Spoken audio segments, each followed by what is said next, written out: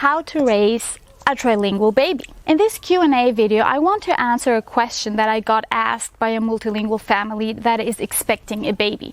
Davis is Italian, Nika is Slovenian. They live in Slovenia, speak with each other English, and want to know how to raise their baby trilingual. I'll analyze their situation in 3 steps and explain what path they can take to reach their goals. Stay posted because there might be 1 or 2 interesting things for you too.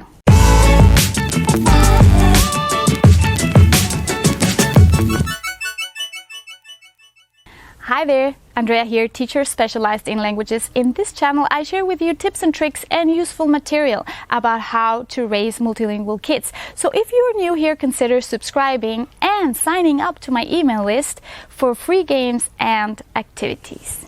The first thing to do when the question arises how to raise a trilingual baby is to get familiarized with the different language learning methods that exist and have been scientifically proven. Check out my video to learn all about it. Davis and Nika, this video is for you. Thank you so much for reaching out. You are thinking about using the OPOL, that means the one person, one language method, which is a great idea. It is important that both of you use your strongest language with your baby. Why? Because speaking in a language with a baby is much more than just using words and phrases. It's passing on a culture, an identity, a mindset, and that works best in the language that you dream in, or the one you use when you get burnt. Ow, eso me dolió. That's an easy way to figure out which one is your strongest one. Maybe you are proficient in more than one language.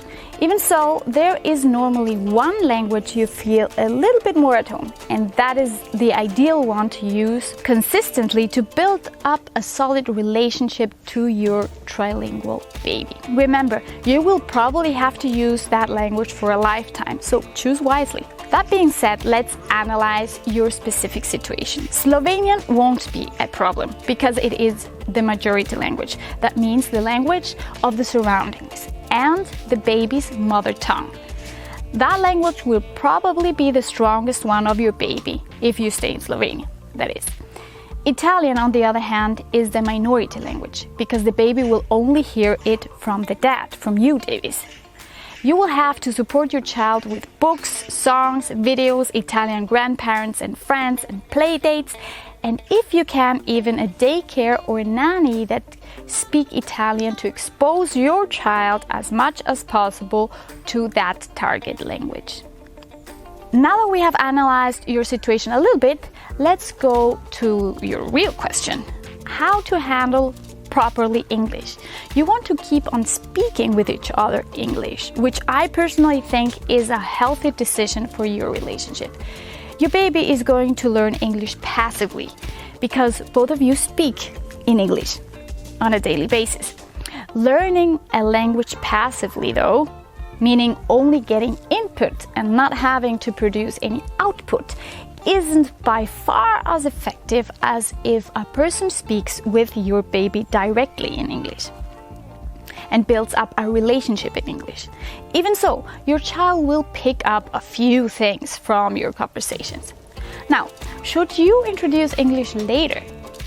For this question, you will get all sorts of different answers from experts because there is no right and wrong. But I'm going to give you one powerful advice that I think will fit your personal multilingual family best. There are several scientific findings that state that having a solid grounding in the first language helps children tremendously to build other languages on top of it. What you want to avoid is developing all languages a little bit and none of them fully. In German, there is a term for that. It's called doppelte Halbsprachigkeit. This happens normally when a family doesn't have a strategy and mixes all languages, even in the same sentence. That is dangerous and can hit their self-esteem negatively and also have later in the child's school career unfavorable effects. Please hit the like button if you are getting value out of this.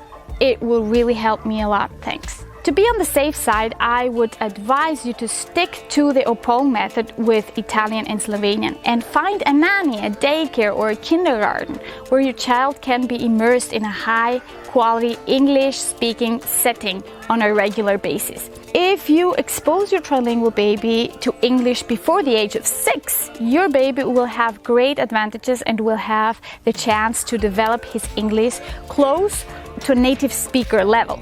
You also asked me if introducing a family language is a good idea.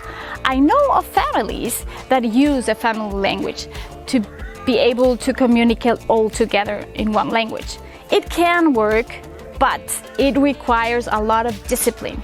The problem with this strategy is that you can easily forget the rule of speaking English only when you're all together and start mixing the languages.